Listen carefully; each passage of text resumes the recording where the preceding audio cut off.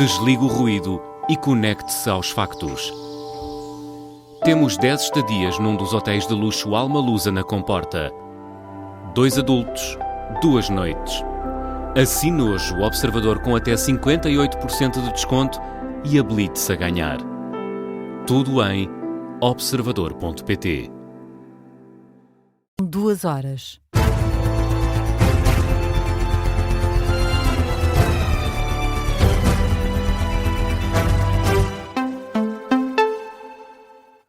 Muito boa noite, eu sou o Ricardo Lopes, está com a Rádio Observador.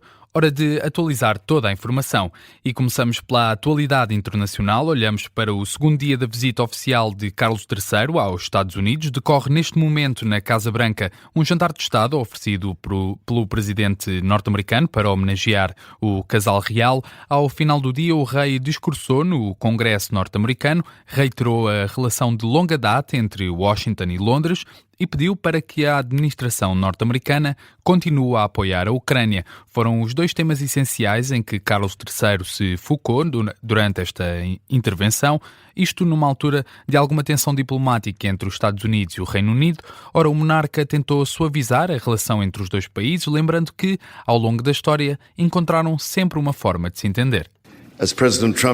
Como o presidente Trump observou durante a visita de Estado que fez à Inglaterra no último inverno, a bondade de amizade e identidade entre a América e o Reino Unido é impagável e eterna, é insubstituível e inquebrável.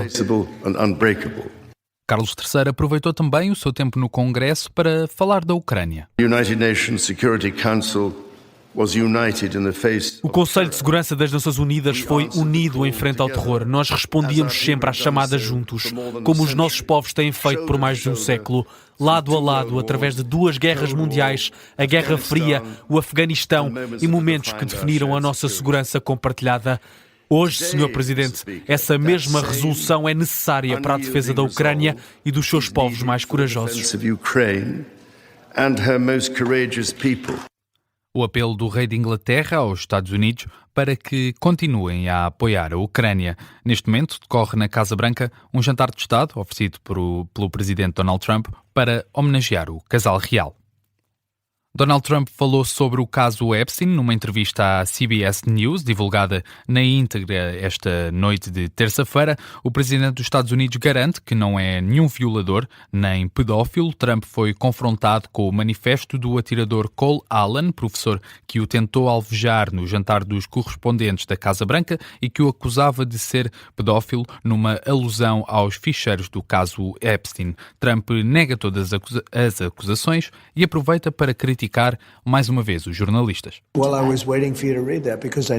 Eu estava à espera que lessem isto porque eu sabia que o fariam. Porque vocês são pessoas terríveis, pessoas realmente terríveis. Sim, ele escreveu isto mesmo. Eu não sou um criminoso, não assaltei ninguém. Eu não sou um pedófilo, lamento imenso.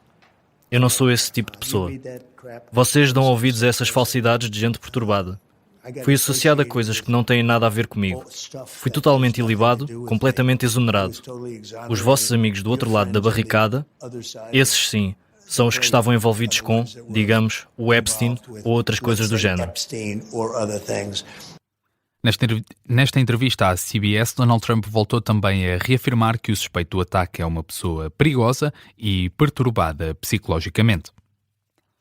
Os Estados Unidos voltaram a pedir a Portugal para utilizar a base das Lajes, pedem luz verde para a passagem de 4 drones MK9 Reaper pela base nos Açores. Não é a primeira vez que tal acontece, estes drones norte-americanos já passaram por Portugal, aconteceu no início deste mês, no dia 2. Este é um equipamento que pode ser acionado à distância, tem cerca de 11 metros de comprimento e é apelidado como um drone assassino. Segundo a informação avançada pela SIC, o pedido de autorização estende-se até junho e está a ser analisado pelo Ministério dos Negócios Estrangeiros e também pela Autoridade Aeronáutica Nacional. Viramos a página para a atualidade nacional. Esta noite, Duarte Cordeiro respondeu a Pedro Nuno Santos, diz que o ex-secretário-geral do PS falhou o alvo das críticas. Em causa estão declarações de Pedro Nuno Santos, feitas na semana passada. Ora, Pedro Nuno Santos atacou o que diz serem os estaticistas do PS, uma crítica que foi naturalmente atribuída ao ex-amigo e colega de partido. Esta noite, o antigo ministro do Ambiente reagiu desta forma. O que Pedro Nuno Santos decidiu destacar na sua declaração de regresso ao Parlamento diz muito pouco aos portugueses, aos seus problemas. Acho que estamos a ver uma fase em que os políticos devem concentrar as suas atenções realmente onde residem os problemas do país, especialmente no momento em que estamos a viver. Eu não sei a quem é que Pedro Nuno Santos se dirigia, aliás já li várias versões. Se por acaso se dirigia a mim, eu penso que falha o alvo. Falha o alvo é a resposta de Duarte Cordeiro, num espaço de comentário do canal Now. Criticou Pedro Nuno Santos pelo que decidiu destacar no momento de regresso ao Parlamento. Reitera que este assunto diz muito pouco aos portugueses.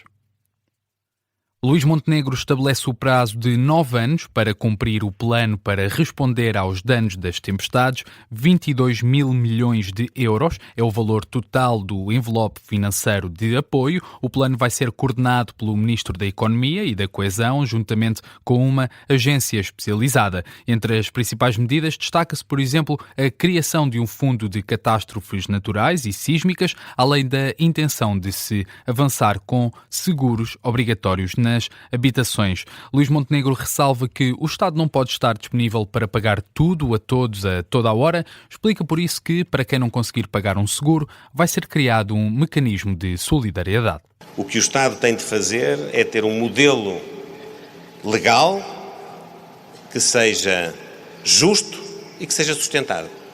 E é isso que nós pretendemos com a criação deste fundo e com estas duas grandes linhas orientadoras, que, repito, são a obrigatoriedade do seguro para a habitação, com coberturas suficientes e claras face a calamidades, e, ao mesmo tempo, um mecanismo público de apoio às pessoas que têm maior dificuldade económica para acederem integralmente ao objeto dessa obrigatoriedade. Declarações de Luís Montenegro esta terça-feira na Expo, onde apresentou a versão final deste PTRR. Tem também previsto o reforço das redes elétricas e de abastecimento de água, bem como o armazenamento de energia. Há também algumas medidas que foram apresentadas para as juntas de freguesia. Ora, o Governo promete entregar sistemas de comunicação, como é o caso do Starlink ou dos telemóveis satélite, para funcionarem em casos de catástrofe. Entretanto, os restantes partidos já reagiram. A oposição considera que o Governo se limitou a protagonizar mais um número de propaganda. É uma crítica transversal, vai do espectro político da esquerda à direita. No que toca a este plano, a oposição acusa o Governo de não ter novidades face ao que foi anunciado nos últimos meses. Miguel Viterbo Dias. Todos são unânimes em acusar o Governo de propaganda. Um plano que era para calendarizar o plano de fevereiro, que continua sem nenhuma calendarização. Ninguém pode levar a sério. E, portanto, se era para isto, não valia a pena manter-nos todos à espera, porque ele significa mais dívidas para as empresas, mais dívidas para as pessoas e recupera a lógica do Ministro da Coesão, que é: perderam a casa, perderam as coisas, façam o seguro. André Ventura, do Chega, diz que não há novidades. Já o PS, por Eurico Brilhante Dias, critica o falhanço na execução. É uma nova operação de marketing, empacotou de forma diferente muitas das coisas que já eram conhecidas, quando o problema central deste governo continua a ser executar. Todos nos lembramos, tivemos um plano de emergência e de transformação na saúde. Na educação, o Sr. Ministro da Educação apresentou um plano para reduzir o número de alunos sem aulas. Para os liberais, a agenda que quer modernizar o país é apenas cumprir o básico. O que o Governo está a apresentar como uma agenda transformadora são, no fundo, coisas que é óbvio que o Estado devia garantir. A gestão das florestas, a proteção civil, o Ciresp, a gestão dos bombeiros. Mariana Leitão, com o LIVRE, a pedir que se vá mais longe na questão dos seguros. Vão sobrecarregar as pessoas que podem não ter muita disponibilidade financeira para os pagar, e então entendemos que é necessário que haja um fundo estatal que possa apoiar essas pessoas de uma forma mutual pessoal. Patrícia Gonçalves, do LIVRE. Já o PCP, por Alfredo Maia, acusa o governo de fraude política. No fundamental, o que o Primeiro-Ministro veio a fazer foi reapresentar, agora de forma arrumada, um conjunto de medidas que têm sido apresentadas ao longo dos tempos. A reação dos partidos depois da apresentação da versão final do PTRR.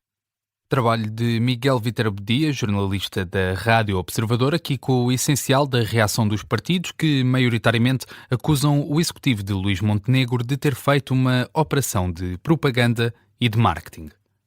É desta forma que fechamos o Jornal das 2 da manhã. Eu regresso já daqui a 20 minutos para uma breve atualização de notícias.